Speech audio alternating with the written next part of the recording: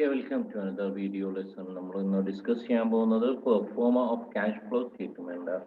Direct മെത്തേഡിൽ ഒരു cash flow സ്റ്റേറ്റ്മെന്റിന്റെ പ്രോബ്ലം വന്നു കഴിഞ്ഞാൽ അത് എങ്ങനെയാണ് കംപ്ലീറ്റ് ചെയ്യുക എന്നുള്ളതാണ് നമ്മൾ ഇന്നത്തെ വീഡിയോയിൽ ഡിസ്കസ് ചെയ്യാൻ പോകുന്നത്. അതിൽ ഏറ്റവും ഇമ്പോർട്ടൻ്റ് ആയിട്ടുള്ള കാര്യം എന്ന് പറയുന്നത് ഓപ്പറേറ്റിംഗ് ആക്ടിവിറ്റി എന്ന് പറഞ്ഞു. ഓപ്പറേറ്റിംഗ് ആക്ടിവിറ്റി എങ്ങനെയാണെന്നുള്ളത് നമ്മൾ എന്ത് ചെയ്തു ഡിസ്കസ് ചെയ്തിട്ടുണ്ടായിരുന്നു. ഒരു പ്രോബ്ലം നമ്മൾ എന്ത് ചെയ്തു തൊട്ട് മുമ്പത്തെ ചാപ്റ്ററിലായിട്ട് അല്ലെങ്കിൽ വീഡിയോസിൽ നമ്മൾ ഡിസ്കസ് ചെയ്തു. ദെൻ ഇന്ന് ഈ വീഡിയോയിൽ നമ്മൾ ഡിസ്കസ് ചെയ്യാൻ പോകുന്നത് എന്താണ് അതിന്റെ പെർഫോമ അല്ലെങ്കിൽ അതിന്റെ സ്റ്റേറ്റ്മെന്റ് എന്താണെന്നുള്ളതാണ് നമ്മൾ ഇന്നത്തെ വീഡിയോയിൽ ഡിസ്കസ് ചെയ്യാൻ പോകുന്നത്. First one, cash flow from operating activity. Cash flow from operating ആക്ടിവിറ്റിയിൽ നേരത്തെ പറഞ്ഞ അതേ കാര്യങ്ങൾ തന്നെയാണ്. Cash received from customers, cash sales, commission and fees received, royalties received. നിങ്ങൾക്ക് വേണമെന്നുണ്ടെങ്കിൽ ഇൻട്രസ്റ്റ് റിസീവ്ഡ് പോലും ഇതിലെടുക്കാൻ പറ്റും, ഈ ഓപ്പറേറ്റിംഗ് ആക്ടിവിറ്റീസിൽ എടുക്കാൻ പറ്റും. Then cash payments to the suppliers, overhead expenses, operating expenses, cash purchases, operating expense paid in cash തുടങ്ങിയ കാര്യങ്ങൾ കിട്ടിക്കഴിഞ്ഞാൽ അതിനെ വിളിക്കുന്ന പേരാണ്, അഥവാ ഈ പോസിറ്റീവ് ഫിഗറിൽ നിന്ന് ഈ നെഗറ്റീവ് ഫിഗറുകളായിട്ടുള്ള നമ്മൾ പറയപ്പെട്ടുള്ള എല്ലാ കാര്യങ്ങളും നമുക്ക് മൈനസ് ചെയ്ത് കഴിഞ്ഞാൽ നമുക്ക് കിട്ടുന്ന ആൻസറിനെ വിളിക്കുന്ന പേരാണ് net cash generated by operations. Net cash generated by operations. ആ നെറ്റ് ക്യാഷ് ജനറേറ്റഡ് ബൈ ഓപ്പറേഷൻസിൽ നിന്ന് ഇൻട്രസ്റ്റ് പെയ്ഡും ടാക്സേഷൻ പെയ്ഡും നമ്മൾ മൈനസ് ചെയ്ത് കഴിഞ്ഞാൽ നമുക്ക് കിട്ടുന്നതാണ് net cash from or used in operating activity. ഒന്നുകൂടി പറയുന്നു, നേരത്തെ ചെയ്ത അതേ മെത്തേഡ് തന്നെയാണ്. എല്ലാ ക്യാഷ് റെസീപ്റ്റിൽ നിന്നും എല്ലാ ക്യാഷ് പേയ്മെന്റ്സും എന്ത് ചെയ്യുക, മൈനസ് ചെയ്യാം. അപ്പോൾ നമ്മൾ അവിടെ ഇതെടുത്തിരുന്നു, ടാക്സ് എടുത്തിരുന്നു. കാരണം ആ ഒരു ഏത് മാത്രമേ കാൽക്കുലേറ്റ് ചെയ്യാനുള്ളൂ, ഓപ്പറേറ്റിംഗ് ആക്ടിവിറ്റി ആയതുകൊണ്ട്. സോ ഇവിടെ എന്ത് ചെയ്യുക, അതിന് ആ കിട്ടുന്ന ആൻസറിന് നേരെ എന്ത് എഴുതിയേക്കുക, net cash generated by operations എഴുതുക. ആ കിട്ടുന്ന ആൻസറിൽ നിന്ന് ഏത് കുറക്കുക, ഇൻട്രസ്റ്റ് പെയ്ഡ് കുറക്കുക, ടാക്സേഷൻ പെയ്ഡും കുറക്കുക. ഇവിടെ ഇൻട്രസ്റ്റുമായി ബന്ധപ്പെട്ടിട്ട് നിങ്ങൾ ശ്രദ്ധിക്കേണ്ട ഒരു കാര്യം എന്ന് പറയുന്നത്, ഇൻട്രസ്റ്റ് പെയ്ഡ് എന്ന് പറയുന്ന സംഭവം അത് നിങ്ങൾക്ക് ഫിനാൻസിങ് ആക്ടിവിറ്റി ആയിട്ട് എടുക്കാം, അല്ലെങ്കിൽ ഓപ്പറേറ്റിംഗ് ആക്ടിവിറ്റി ആയിട്ട് എടുക്കാം. എങ്ങനെ എടുത്താലും ഏത് തന്നെയാണ്, മൈനസ് ഫിഗർ തന്നെയാണ് വരിക.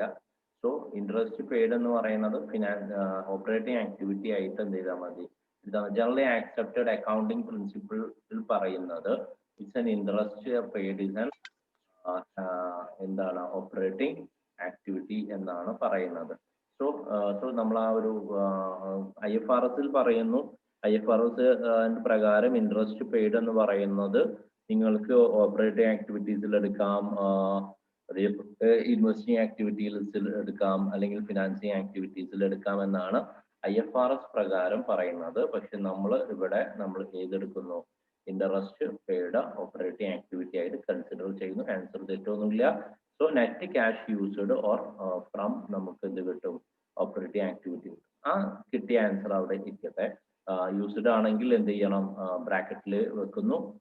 ഫ്രം ആണെങ്കിൽ നമ്മൾ എന്ത് ചെയ്യാം, അതിനെ പോസിറ്റീവ് ഫിഗർ ആണ്. ദെൻ നെക്സ്റ്റ് വൺ ആണ് cash flow from investing activity. Cash flow from investing activity നമുക്ക് inflow, sale proceeds of fixed asset, any fixed asset, നമ്മുടെ കമ്പനിയിലുള്ള മെഷീനറി വിറ്റു, പ്ലാന്റ് വിറ്റു, എക്യുപ്മെന്റ് വിറ്റു, നമുക്ക് എന്തിട്ടുണ്ടാവാം, നമുക്ക് അതിൽ നിന്ന് ലാഭം കിട്ടിയിട്ടുണ്ടാവാം. So sales proceeds from fixed asset. Then next one ആണ് ഏതാ, സെയിൽ ഓഫ് ഇൻവെസ്റ്റ്മെന്റ്, ഇൻവെസ്റ്റ്മെന്റ് വിറ്റു, ഡിവിഡൻഡ് റിസീവ് ചെയ്തു, ഇൻട്രസ്റ്റ് റിസീവ് ചെയ്തു. It's an investing activity. നമുക്ക് ഡിവിഡൻഡ് കിട്ടി അല്ലെങ്കിൽ ഇൻട്രസ്റ്റ് കിട്ടി. ദെൻ നമുക്കുള്ള നഷ്ടം അല്ലെങ്കിൽ നമുക്കുണ്ടാകുന്ന ക്യാഷ് ഔട്ട്ഫ്ലോ എന്ന് പറയുന്നത് ഇൻവെസ്റ്റിംഗ് ആക്ടിവിറ്റിയെ സംബന്ധിച്ചിടത്തോളം purchase of property plant equipment, PPE എന്ന് പറയും. ഇതിലെല്ലാം വരുന്നു. ഫിക്സഡ് അസറ്റ് ആണത്. Purchase of fixed asset, that means property plant equipment. IFRS പ്രകാരം PPE എന്നാണ് പറയുക, property plant equipment. So purchases of property plant equipment, purchase of investment, loan to directors, company run ചെയ്യുന്നവർക്ക് loan കൊടുക്കുക. So ഇത്രയും കാര്യങ്ങൾ കൊണ്ട് നമുക്ക് എന്ത് സംഭവിക്കാം, കമ്പനിയുടെ പൈസ പോവാം, പൈസ കിട്ടാനുള്ള കമ്പനിയെ സംബന്ധിച്ചിടത്തോളം ക്യാഷ് കിട്ടാനുള്ള സാധ്യത, ഇൻഫ്ലോ വരാനുള്ള കാര്യം, ഇൻവെസ്റ്റിംഗ് ആക്ടിവിറ്റിയിൽ നിന്ന് ഇൻഫ്ലോ ഏതൊക്കെ വരുന്നു, sales proceeds of fixed asset, sale of investment, dividend received, interest received. ബാക്കി മെത്തേഡ് വഴി നമുക്ക് എന്ത് പറയുന്നു, ഔട്ട്ഫ്ലോ ഉണ്ടാവുകയും ചെയ്യും. സോ ബാലൻസ് നോക്കി നോക്കുക. അപ്പോൾ ഈ പോസിറ്റീവ് ഫിഗറിൽ നിന്ന്, ഈ കാണുന്ന പോസിറ്റീവ് ഫിഗറിൽ നിന്ന് ഈ കാണുന്ന നെഗറ്റീവ് ഫിഗർ നമ്മൾ മൈനസ് ചെയ്ത് കഴിഞ്ഞാൽ നമുക്ക് എന്ത് കിട്ടും, net cash from or used in investing activity കിട്ടും. അതോ പോസിറ്റീവ് ആണെങ്കിൽ ആ രീതിയിൽ നിങ്ങൾ ചെയ്യുക. ദെൻ തേർഡ് വൺ ആണ് ഏത്, cash flow from financing activity. Issue of share issue ചെയ്ത് നമുക്ക് എന്ത് കിട്ടും, ക്യാഷ് കിട്ടും. Issue of debentures, loan, short term borrowing, something like the. Issue of shares preference share ആവാം, ഇക്വിറ്റി ഷെയർ ആവാം. Then issue of debentures, debentures എന്ത് ചെയ്തു, issue ചെയ്ത് പൈസ വന്നു. ലോൺ ഇഷ്യൂ ചെയ്തു, ദെൻ ലോൺ എടുത്തു. ഷോർട്ട് ടേം ബോറോവിങ്സ്, മറ്റൊരാളെ കയ്യിൽ നിന്ന് നമുക്ക് കുറച്ചു കാലത്തേക്ക് എന്ത് ചെയ്തു, പൈസ വാങ്ങിച്ചു.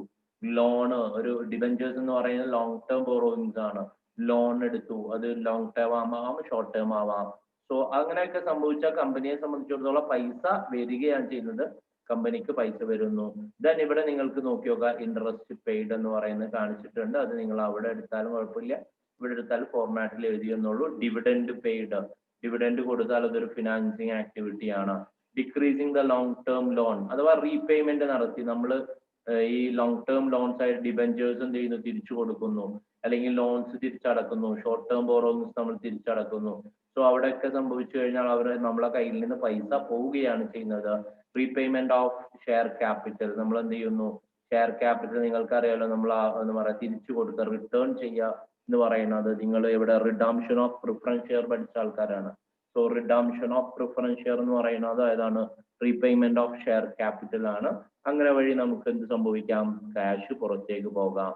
സോ ഇത്രയും മെത്തേഡിലാണ് ഫിനാൻസിങ് ആക്ടിവിറ്റിയിൽ എന്ത് ചെയ്യുന്നത്, ഇൻഫ്ലോ രണ്ട് തരം, ഒന്ന് issue of shares, issue of debentures, loans, short term borrowings, അങ്ങനെ പോകുന്നു. ദെൻ നമുക്ക് ഔട്ട്ഫ്ലോ ഉണ്ടാകുന്നത് interest paid, dividend paid, decreasing long term loans, repayment of share capital. So നമുക്ക് ഉത്തരം എന്ത് കിട്ടുന്നു, net cash from or used in financing activity. So net cash from or used in financing activity നമുക്ക് എന്ത് ചെയ്യുന്നു, കിട്ടുകയും ചെയ്യുന്നു. ദെൻ നമ്മൾ ഇവിടെ നോക്കിയോ, cash net increase or decrease in bank balance or cash and cash equivalence. എവിടെ ഈ പറയപ്പെട്ട മൂന്ന് കോളവും നമ്മൾ എന്ത് ചെയ്യുന്നു, നമ്മൾ കൂട്ടി നോക്കി കഴിഞ്ഞാൽ നമുക്കത് പോസിറ്റീവ് ഫിഗർ ആവാം, അല്ലെങ്കിൽ നെഗറ്റീവ് ഫിഗർ ആവാം. ഫിനാൻസിങ് ആക്ടിവിറ്റിയുടെ നമ്മൾ എന്ന് പറയാം ബാലൻസ് പോസിറ്റീവ് ആവാം, ഇൻവെസ്റ്റിംഗ് ആക്ടിവിറ്റിയുടെ ബാലൻസ് പോസിറ്റീവ് ആവാം, ദെൻ ഓപ്പറേറ്റിംഗ് ആക്ടിവിറ്റിയുടെ ബാലൻസ് എന്തായിരിക്കാം, പോസിറ്റീവ് ആവാം. അപ്പോൾ നമുക്ക് ഇവിടെ എന്ത് സംഭവിക്കും, നെറ്റ് ഇൻക്രീസ് ഇൻ ക്യാഷ് കിട്ടും. അല്ല ഇത് രണ്ടും തമ്മിൽ നോക്കി മൈനസ് ഫിഗർ ആണ് കിട്ടുന്നതെങ്കിൽ നമുക്ക് എന്ത് കിട്ടുന്നു, decrease in bank balance or cash equivalence എന്ന് കിട്ടുന്നു.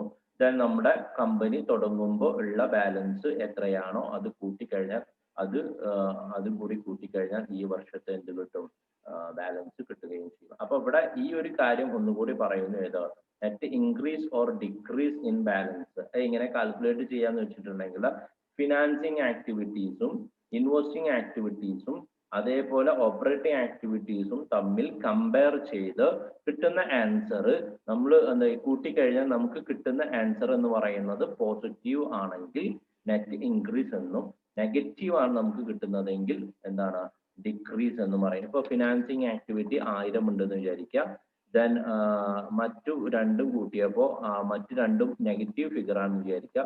അപ്പൊ 1500 ആണ്. ഇവിടെ നമുക്ക് എന്ത് കിട്ടുന്നു, നെഗറ്റീവ് ഫിഗർ ആയിട്ട് എത്ര കിട്ടും, 500 രൂപ കിട്ടും. അപ്പൊ എന്ത് സംഭവിക്കുന്നത്, നെറ്റ് ഡിക്രീസ് ഇൻ ബാലൻസ് എന്ന് കാണിക്കും. അല്ല ഇനി നേരെ തിരിച്ച് ഓപ്പറേറ്റിംഗ് ആക്ടിവിറ്റീസ് 1500 ഉണ്ട്, ഇവിടെ എത്രയേ ഉള്ളൂ, രണ്ടു കൂടി കൂട്ടിയപ്പോ 1000 ഉള്ളൂ വെച്ചാൽ നമുക്ക് എന്താണ് പോസിറ്റീവ് ഫിഗർ. അപ്പൊ പോസിറ്റീവ് അല്ലേ കൂടുതൽ, സോ നമുക്ക് എന്ത് കിട്ടും, 500 രൂപ പോസിറ്റീവ് ആയിട്ട് കിട്ടുകയും ചെയ്യും. ഇതാണ് ഇതെന്ന് പറയുന്നത് നെറ്റ് ഡയറക്റ്റ് മെത്തേഡിൽ ക്യാഷ് ഫ്ലോ സ്റ്റേറ്റ്മെന്റ് എന്ന് പറയുന്നത്.